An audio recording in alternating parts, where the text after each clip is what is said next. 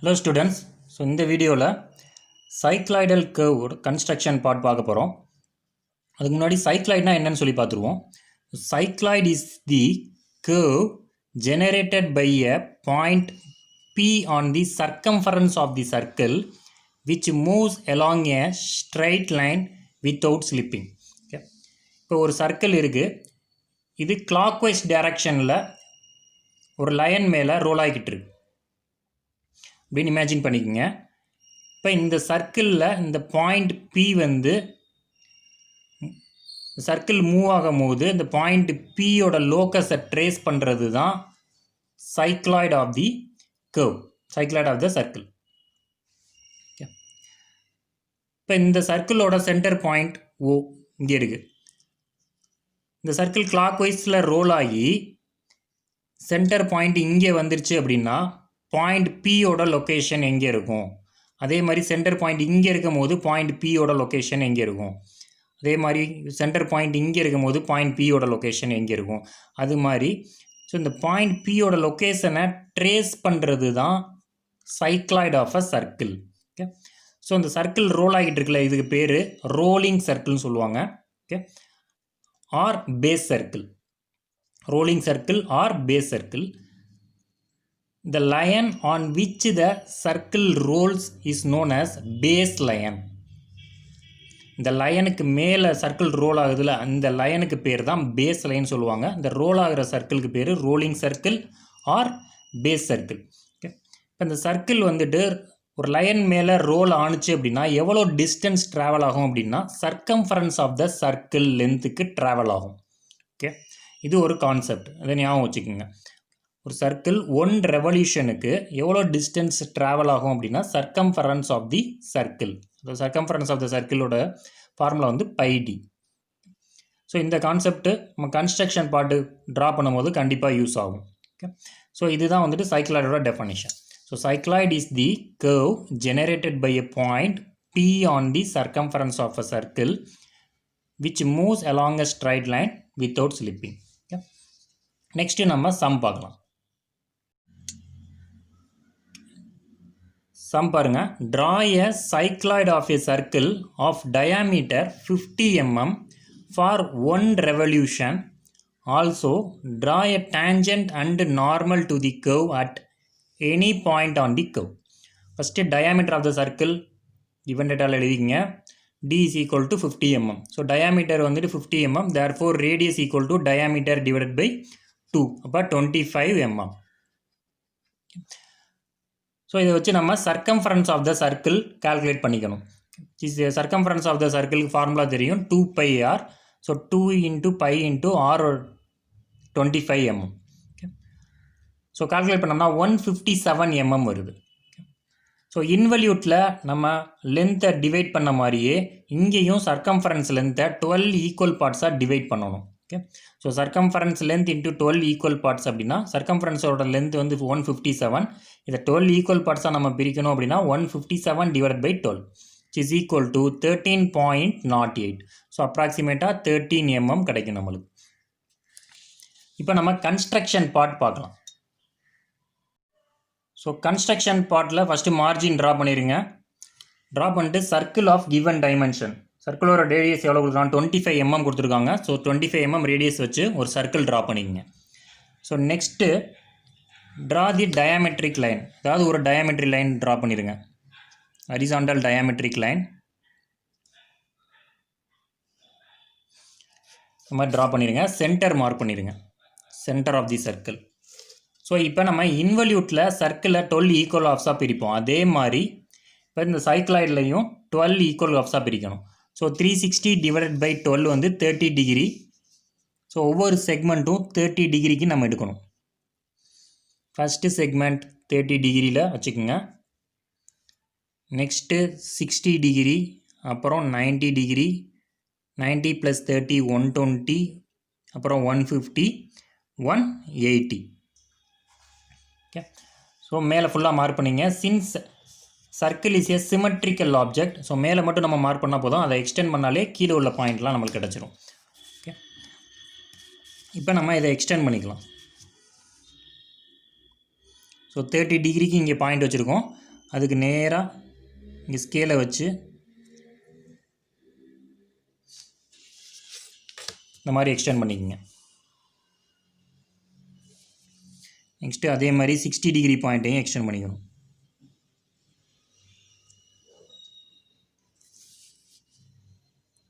அடுத்து 90 degree,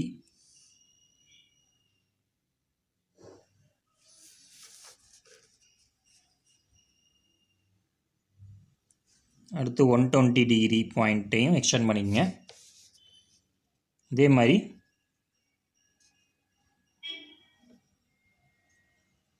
150 degree பாயிண்ட்டையும் extend பண்ணிக்கங்க.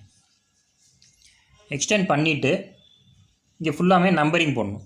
இது வந்துட்டு பாயிண்ட் P,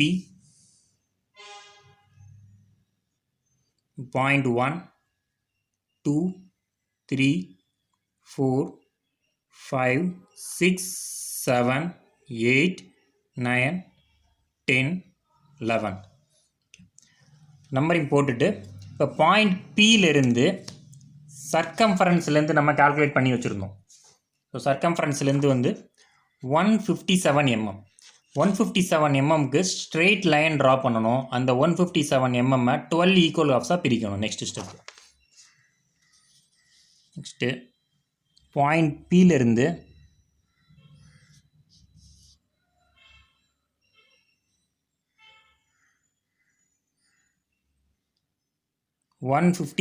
mmக்கு லைன் ட்ரா பண்ணிக்கங்க.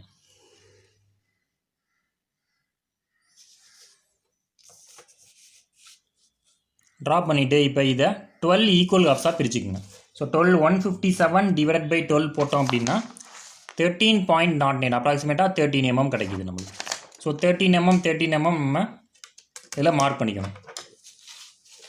ஸோ அதுக்கு ஃபஸ்ட்டு நீங்கள் 13 mm காம்பஸில் எடுத்துக்கங்க. 13 mm எக்ஸாக்டாக எடுத்துகிட்டு ஸோ அதை வச்சு நம்ம இங்கே இதில் மார்க் பண்ணிக்கலாம். இது first division, second division, third, fourth, fifth, sixth, seventh, 8th point, 9th point, 10, 11, so last வந்து 12th பாயிண்ட். இந்த மாதிரி எக்ஸாக்டாக 13 mmக்கு 12 டிவிஷன்ஸ் பிரிச்சுக்குங்க. அதுக்கப்புறம் நம்பரிங் போட்டுக்கலாம். 1, 2, 3, 4, 5, 6, 7, 8, 9, 10, 11, லாஸ்ட் வந்து 12. ஸோ இது போட்டதுக்கப்புறம் நம்ம சென்டர் லைன் ட்ரா பண்ணணும். So point O is the centre. Okay, so அந்த சென்டர் லைன் ட்ரா பண்ணிடுங்க.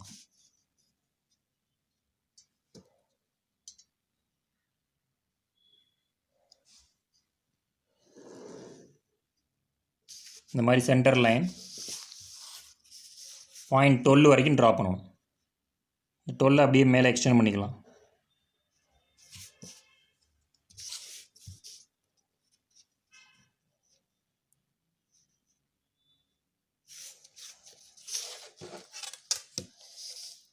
இப்போ பாயிண்ட் 1லேருந்து ஒரு வெர்டிக்கல் லைன் சென்டர் லைனுக்கு ட்ரா பண்ணிடணும். அதே மாதிரி பாயிண்ட் 2லேருந்து வெர்டிக்கல் லைன், இது எல்லாமே 2H பென்சிலில் தான் ட்ரா பண்ணணும், ஏன்னா இது எல்லாமே கன்ஸ்ட்ரக்ஷன் லைன்ஸ். நெக்ஸ்ட்டு பாயிண்ட் 3லேருந்து வெர்டிக்கல் லைன், நெக்ஸ்ட்டு பாயிண்ட் 4லேருந்து வெர்டிக்கல் லைன், நெக்ஸ்ட்டு பாயிண்ட் 5, 6, 7, 8, 9, 10, 11, 12 இந்த மாதிரி எல்லாத்துக்குமே வெர்டிக்கல் லைன்ஸ் ட்ரா பண்ணிடணும். இந்த வெர்டிக்கல் லைன் வந்து சென்டர் லைனில் மீட் ஆகிற பாயிண்ட்டை ஒன்லேருந்து ட்ரா பண்ணுற பாயிண்ட் வந்துட்டு O1, 2லேருந்து ட்ரா பண்ணுற பாயிண்ட்டை O2, O3, O4, O5, O6, O7, O8, O9, O10, next O11, O12. இந்த மாதிரி எல்லா சென்டர் பாயிண்ட்ஸும் மார்க் பண்ணிடுங்க. மார்க் பண்ணிவிட்டு இப்போ ஹரிசாண்டல் லைன்ஸ்லாம் ட்ரா பண்ணணும். பாயிண்ட் நம்பர் 6லேருந்து ஒரு ஹரிசாண்டல் லைன் ட்ரா பண்ணணும்.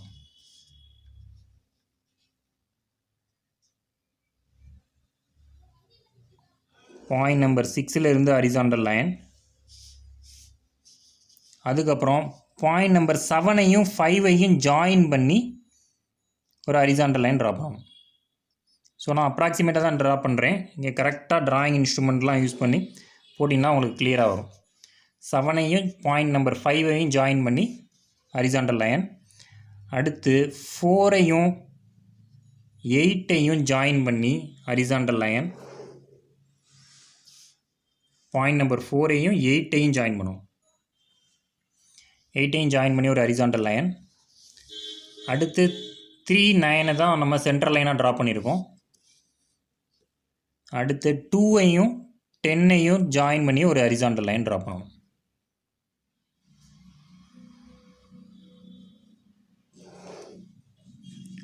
டூ அண்ட் 10 ஜாயின் பண்ணி ஒரு ஹரிசாண்டல் லைன். அடுத்து 1 and 11 ஜாயின் பண்ணி ஒரு ஹரிசாண்டல் லைன்.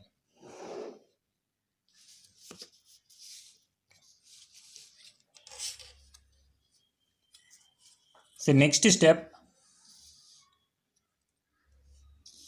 ஓபியை ரேடியஸாக வச்சுக்கோங்க. Take OP as the radius. Radius வந்துட்டு எல்லாத்துக்குமே கான்ஸ்டன்ட் தான், இப்போ வரைய போகிறதுக்கு எல்லாத்துக்குமே. Take OP as the radius and O1 as the centre. O1 சென்டராக வச்சு இப்போ 1 வழியாக ஒரு லைன் ட்ரா பண்ணியிருந்திருப்போம். 1ஐயும் 11ஐயும் ஜாயின் பண்ணி ஒரு லைன் ட்ரா பண்ணியிருந்திருப்போம். அதில் ஒரு கட் பண்ணிக்கோங்க. அதே மாதிரி same OP as the radius, O2 as the centre. ஏன்னா சர்க்கிள் ரோல் ஆகும் போது சென்டர் மாறிட்டே இருக்கும். ஸோ அதனால தான் நம்மளும் சென்டரை மாற்றுறோம். இப்போ O2 as தி ரேடியஸ், செகண்ட் லைனில் ஒரு கட்டு. ஏன்னா O2 வச்சுருக்கோம் இப்போ சென்டராக, அதனால் செகண்ட் லைனில் கட் பண்ணிக்கோங்க. அடுத்து same OP as the radius, O3 as the centre, third லைனில் ஒரு கட்டு. அடுத்து 4th பாயிண்ட் வச்சுக்கோங்க. 4ஐயும் 8ஐயும் ஜாயின் பண்ணுறீங்களா, அந்த லைனில் ஒரு கட்டு. அடுத்து 5th பாயிண்டில் வச்சு 5ஐயும் 7ஐயும் ஜாயின் பண்ணுற லைனில் ஒரு கட்டு. 6th பாயிண்டில் வச்சு 6th லைனில் ஒரு கட் பண்ணணும். நெக்ஸ்ட்டு 7th பாயிண்டில் வச்சு 7ஐயும் 5ஐயும் ஜாயின் பண்ணுற லைனில் கட் பண்ணணும். நெக்ஸ்ட்டு 8th பாயிண்ட்டை வச்சு 8ஐயும் 4ஐயும் ஜாயின் பண்ணுற லைனில் கட் பண்ணணும். அடுத்து 9th பாயிண்டில் வச்சு 3ஐயும் 9ஐயும் ஜாயின் பண்ணுற லைன் தான் சென்டர் லைன், அதில் கட் பண்ணிக்கலாம். அடுத்து 10th பாயிண்டில் வச்சு 2ஐயும் 10ஐயும் கட் பண்ணுற லைனில் கட் பண்ணணும். அடுத்து 11th பாயிண்டில் வச்சு 11th இதை கட் பண்ணிக்கோங்க. 12th பாயிண்ட் கரெக்டாக எக்ஸாக்டாக இங்கேயே கிடைக்கும். நெக்ஸ்ட் இப்போ எல்லா பாயிண்ட்டையும் நம்ம ஜாயின் பண்ணிடணும். இப்போ இங்கே கட் பண்ணியிருக்க எல்லா பாயிண்ட்டையும் Pலேருந்து ஜாயின் பண்ணணும். இந்த மாதிரி கேர்வால் தான் ஜாயின் பண்ணணும், லைனாக ஜாயின் பண்ணிடக்கூடாது.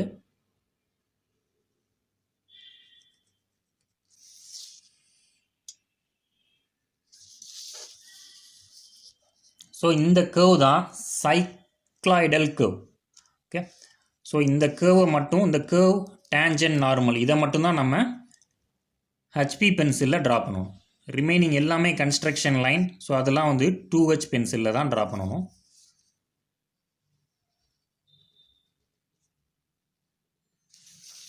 ஸோ இந்த கேர்வுக்கு பேர் தான் cycloidal curve. This should be drawn using the HP pencil. HP pencil use பண்ணி தான் ட்ரா பண்ணணும். அதே மாதிரி நேமிங் கொடுத்துருங்க. ஆரோ மார்க் போட்டுட்டு டபுள் லைன் ட்ரா பண்ணி சைக்ளாய்டல் கர்வ்னு எழுதிடணும். இதில் அது மாதிரி டைமென்ஷன் மார்க் பண்ணணும். ஸோ இந்த ஹரிசாண்டல் டைமென்ஷன் வந்து நம்ம 157 mm போட்டிருந்தோம். டைமென்ஷன் லைன் போட்டுருங்க. டைமென்ஷன் லைன் போட்டுட்டு இங்கே 157 எக்ஸாக்டாக சென்டரில் எழுதிடுவோம். அது மாதிரி சர்க்குலர் டைமென்ஷன் மார்க் பண்ணணும். இந்த மாதிரி எக்ஸ்டென்ஷன் லைன் போட்டுட்டு ஸோ சர்க்குலர் டைமென்ஷனை நம்ம இப்படியும் மார்க் பண்ணிக்கலாம்.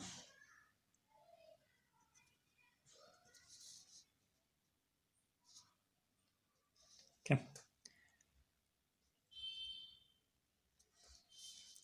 இப்போ சர்க்கிளோட டயாமீட்டர் 50னால π50 இந்த மாதிரி தான் எழுதணும். இப்போ சர்க்குலர் டைமென்ஷன் மார்க் பண்ணியாச்சு, ஹரிசாண்டல் டைமென்ஷன் மார்க் பண்ணியாச்சு. நெக்ஸ்ட் என்னென்னா tangent and normal. Tangent and normal at any point on the கர்வ்னு கொடுத்துருக்காங்க. ஸோ ஏதாவது ஒரு பாயிண்ட் எடுத்துக்கலாம் நீங்கள். அதுக்கு முன்னாடி நம்ம ரோலிங் சர்க்கிளோட டைரக்ஷன் போடணும். ஸோ இது கிளாக் வைஸில் தானே ரொட்டேட் ஆகுது. ஸோ அதனால் இந்த மாதிரி போட்டுட்டு ரோலிங் சர்க்கிள்னு எழுதிடணும்.